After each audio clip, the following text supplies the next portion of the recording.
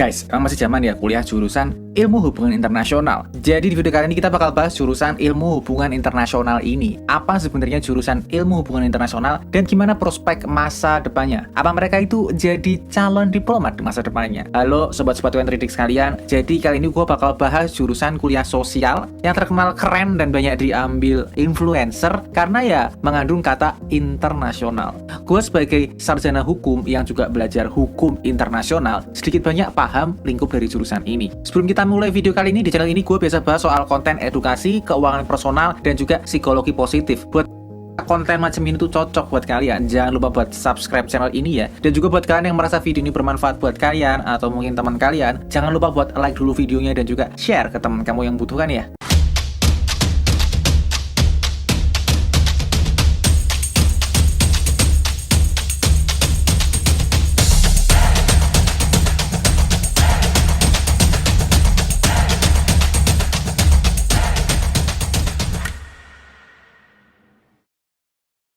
Kalian mungkin masih bertanya-tanya sebenarnya ilmu hubungan internasional itu apa? Dan ilmu hubungan internasional itu sebenarnya ilmu yang secara spesifik itu mempelajari dinamika hubungan antar negara, organisasi, perusahaan, atau individu yang punya pengaruh itu lintas negara ya. Jadi mereka belajar apa? Yang mereka pelajari itu ya interaksi, relasi, dan juga komunikasi yang terjalin antar negara berkaitan dengan kebijakan luar negeri yang meliputi itu diplomasi, konflik, kesejahteraan, ekonomi, dan sampai ke perdamaian dunia. Jadi ya mirip komunikasi, tapi komunikasinya antar institusi yang itu batasnya itu ngelewati negara. Nah, jurusan ini tuh cocok banget buat kamu yang suka penasaran sama isu-isu politik, baik di dalam maupun luar negeri, dan juga suka membaca buku-buku yang berbasis teori internasional, suka berinteraksi, berelasi, dan juga suka banget sama isu-isu kasus internasional. Nah, ilmu hubungan internasional itu cukup luas ya, dan kalau kita harus membagi secara konsentrasi pembelajaran,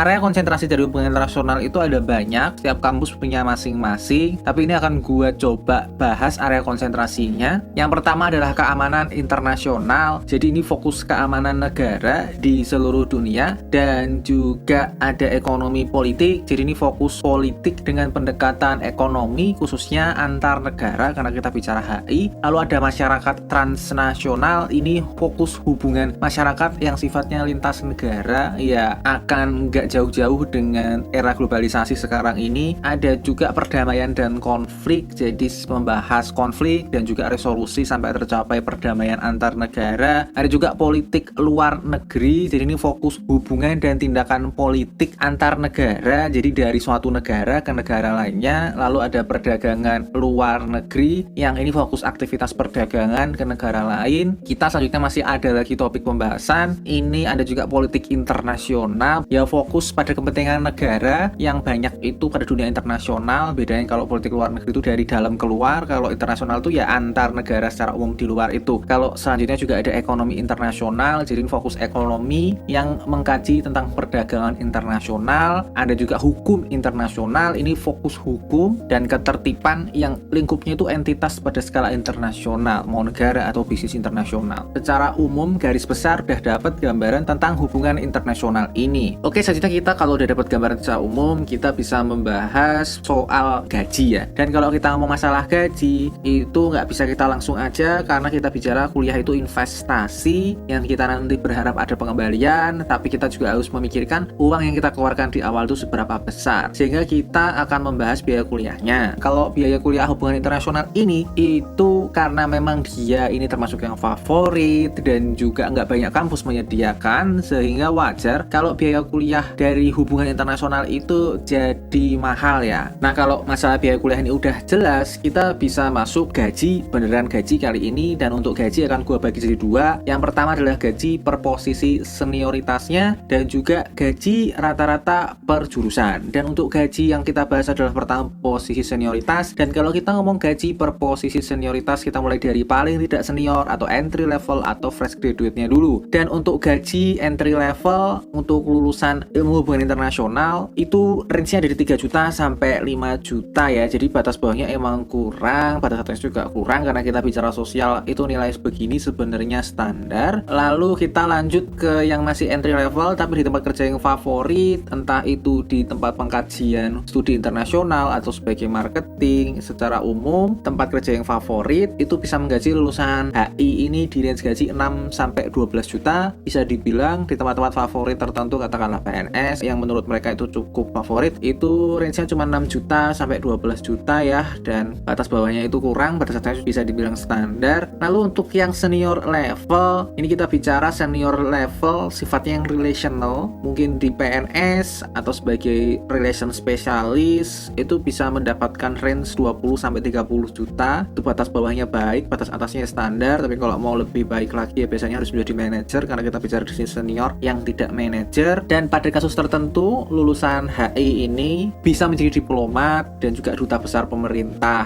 dan pada saat itu mereka bisa mengantongi gaji itu lebih dari 50 juta rupiah. Dan ini gue bisa ngomong kemungkinan mereka menjadi diplomat dan duta besar itu tidak besar, karena kalau dibalik ya duta besar dan diplomat itu backgroundnya malah lebih banyak yang non HI ketimbang yang HI kan. Nah dari situ kita udah dapet nih gaji per posisi senioritas, dan untuk itu kita akan mencari gaji rata-rata lulusan hubungan internasional ini. Dan untuk gaji rata-rata yang gue ambil itu angkanya ada di 6,7. Bisa dibilang untuk gaji rata-rata ini sebenarnya kurang, tapi kalau kita ngomong gaji sosial ya masih bisa diterima. Dan kalau kita ngelihat nih gajinya dari awal biaya kuliahnya yang memang jurusan yang favorit sehingga mahal, tapi gajinya ya standar-standar kurang. Jadi kalau kita harus menilai jurusan HI ini, mereka itu dinilai gajinya ada di angka 6,7. Bisa dibilang gajinya itu ya rendah ya, karena harus gue bandingkan dengan gaji-gaji dari jurusan lain. Selanjutnya kita akan membahas kebahagiaan. Kenapa kita perlu bahas kebahagiaan? Ya karena kalau kebahagiaan ini itu kan banyak orang-orang yang katakanlah gajinya sudah oke, tapi mereka merasa stres kerjaannya, dan kebalikannya ada orang-orang yang gajinya itu kecil tapi merasa puas dan nggak pengen pindah kemana-mana. Itu ya karena kebahagiaan ini. Sehingga kalau kita bahas kebahagiaan akan gue bagi jadi dua sesuai acuan dari pie scale. Yang pertama adalah kebermaknaan atau meaningfulness-nya, dan juga kepuasan atau satisfaction dari jurusan ini. Nah untuk kebermaknaan ini mohon maaf ya karena emang datanya tidak ada international relation specialist, jadi gue menggunakan spesialis public relation karena biarpun berbeda nature dari pekerjaannya itu mirip ya, berurusan dengan hubungan, biarpun ini hubungan masyarakat tapi hubungan internasional itu masih berurusan dengan banyak dengan manusia. Tapi kalau kita ngelihat kebermaknaan yang gue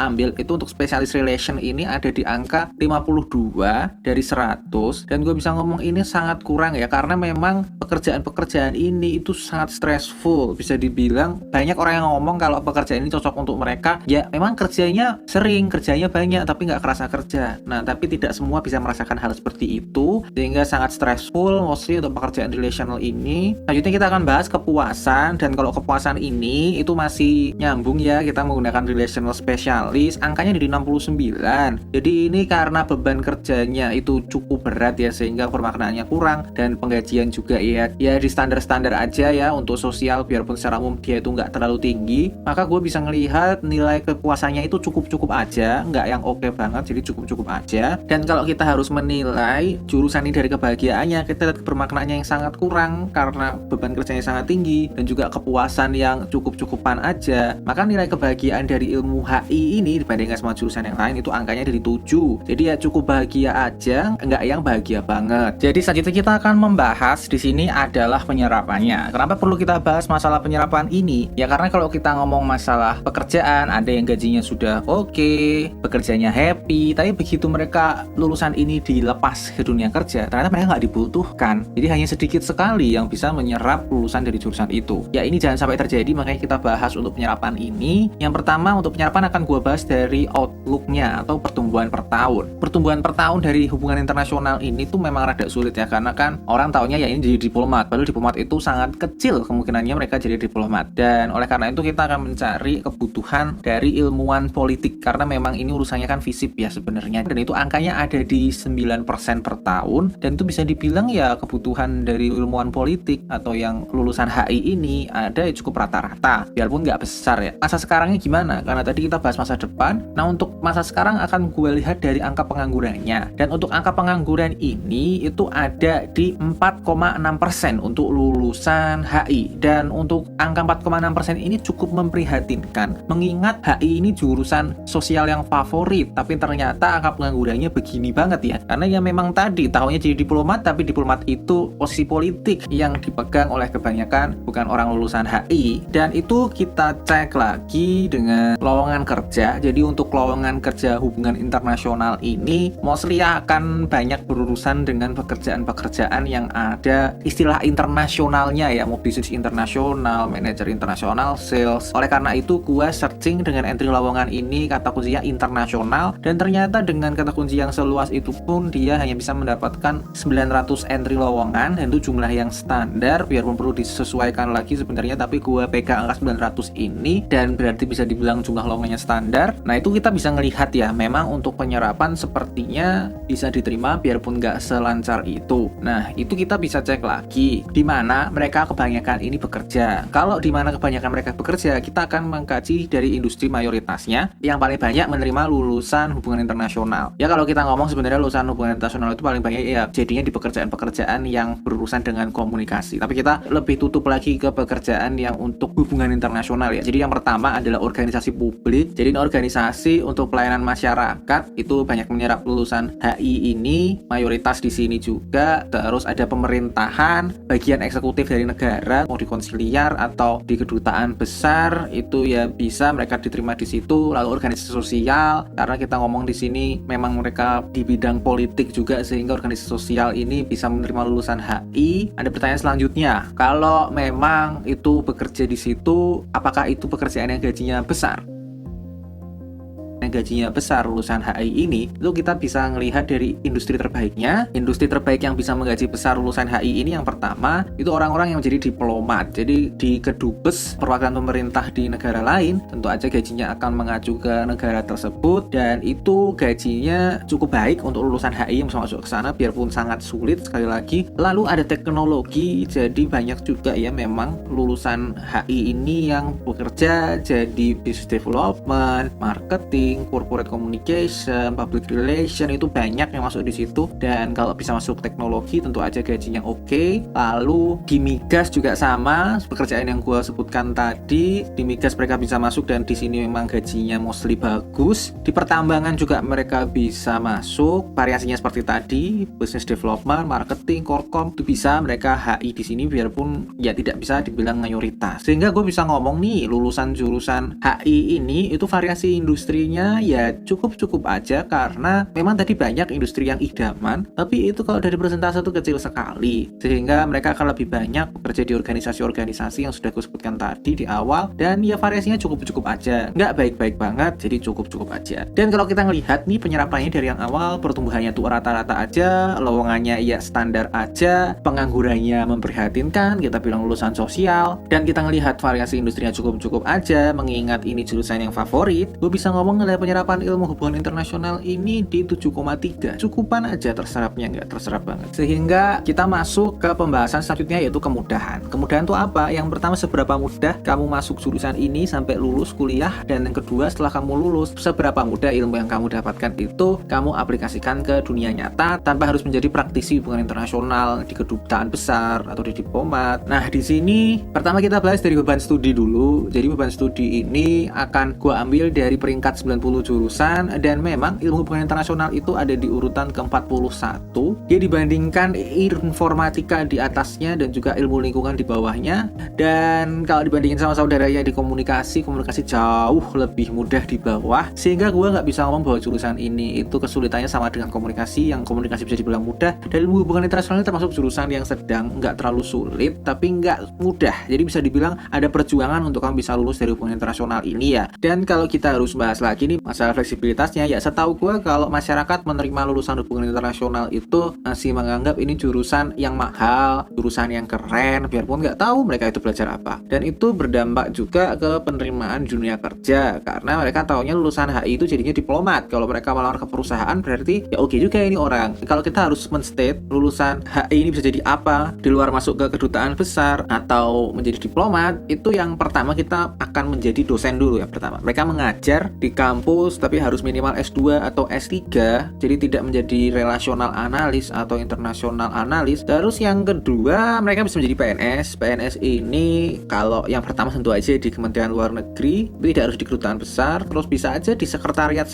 jenderal itu menerima lulusan HI ini karena mereka seakan seperti setara dengan lulusan komunikasi. Lalu jurnalis ini juga baik, terutama untuk berita-berita internasional lulusan HI ini. Lalu marketing seperti yang udah aku sebutkan sebelumnya, banyak sekali untuk lulusan HI ini yang masuk ke bidang marketing karena mereka memang relation spesialis ya. Lalu public relation juga secara nature pekerjaan mirip ya dengan HI, karena HI ini relasinya dengan masyarakat internasional, tapi kalau public relation dengan masyarakat dalam negeri, jadi ya hubungannya ya mirip-mirip sehingga bisa nyebrang ke public relation. Lalu tentu aja politisi ini, politisi dalam negeri atau luar negeri bisa banget lah lulusan HI ini, biarpun ini kita bicara modal ya, bukan pendidikan, tapi jalurnya bisa ke situ karena emang bagian dari FISIP juga. Sehingga kalau gua ngelihat nih, sebenarnya kalau lihat kemungkinan pekerjaan yang bisa diambil oleh lulusan HI ini, fleksibilitas bisa dibilang ya mudah ya, nggak sulit untuk lulusan HI ini. Dan kalau kita ngelihat nih kemudahan dari awal, yang memang perkuliahannya itu sedang ya, karena nggak semudah kuliah komunikasi keilmuan biasa, tapi ini bicaranya ilmunya internasional, lalu fleksibilitasnya juga bisa dibilang ya mudah, nggak sulit. Maka nilai kemudahan dari ilmu hubungan internasional ini ada di angka 8,5. Bisa dibilang sangat mudah ya untuk ilmu HI ini. Yang terakhir kita akan membahas tuh keberlanjutan atau sustainability. Intinya seberapa aman mereka di masa depan. Nah, kalau seberapa aman di masa depan ini, yang pertama itu adalah seberapa mudah mereka mencari pekerjaan yang aman atau stabilitas kerjanya. Dan yang kedua itu nggak bisa kita melupakan otomasi, dan seberapa mungkin sih lulusan HI ini pekerjaannya digantikan oleh robot. Nah, kalau masalah lulusan HI ini yang pertama akan kita bahas itu seberapa mudah mencari pekerjaan yang aman, kita akan bahas nih stabilitas kerjanya. Jadi memang untuk HI ini posisi sesuai jurusannya emang terbatas ya, dan memang lebih banyak orang kerja lepasan karena memang yang masuk ke Kementerian Luar Negeri, yang masuk menjadi diplomat itu sangat terbatas porsinya. Memang ada yang masuk di posisi idaman tersebut dan malah lebih banyak yang bekerja di bidang-bidang yang tidak sesuai dengan takdir mereka ya. Sehingga gue bisa ngomong nih, memang yang bekerja idaman itu ada cukup banyak, tapi yang bekerja lepasan ya banyak lagi juga. Jadi distribusinya itu tidak terkonsentrasi ke yang aman, dan gue bisa ngomong stabilitas kerjanya ini ya kurang ya, nggak baik-baik banget. Lalu kita bahas yang lebih masa depan lagi, yaitu seberapa mungkin mereka digantikan oleh robot. Karena sekali lagi pekerjaannya ini mirip dengan public relation, yang international relation urusannya dengan masyarakat transnasional, kalau public relation dengan masyarakat sekitar organisasi. Sehingga gue ngambil data dari spesialis public relation, dan kemungkinan mereka digantikan oleh robot itu di 6%. Dan angka 6% itu ya karena kita bicara adalah meyakinkan atau menyampaikan informasi ke masyarakat, dan masyarakat itu orang, kemungkinan robot itu membuat nada, intonasi, dan juga kata-kata yang baik untuk bisa diterima oleh masyarakat itu sangat kecil. Sehingga angka 6% itu masih bisa dibilang sangat sulit ya bisa digantikan lulusan HI ini oleh robot. Sehingga kalau kita ngelihat dari keamanan kerja yang memang kurang, tapi kemungkinan digantikan robotnya itu sulit. Sehingga gue bisa ngomong kalau katakanlah mereka itu pekerjaan mereka tidak aman, ya di masa depan mereka masih bisa mencari pekerjaan lagi. Sehingga nilai keberlanjutan ilmu hubungan internasional ini masih di angka 8, yaitu ya berkelanjutan, mereka cukup berkelanjutan. Kita udah sampai ya di akhir video ini, dan dari nilai yang sudah dijembrengkan dari awal, dari gaji sampai keberlanjutan, angkanya udah ada. Sehingga kalau kamu mau nilai dari jurusan HI ini, tinggal kita rata-rata aja. Dan untuk nilai jurusan HI ini ada di angka 7,5. Dan dibandingkan jurusan yang lain, nilai huruf jurusan HI ini ada di huruf C.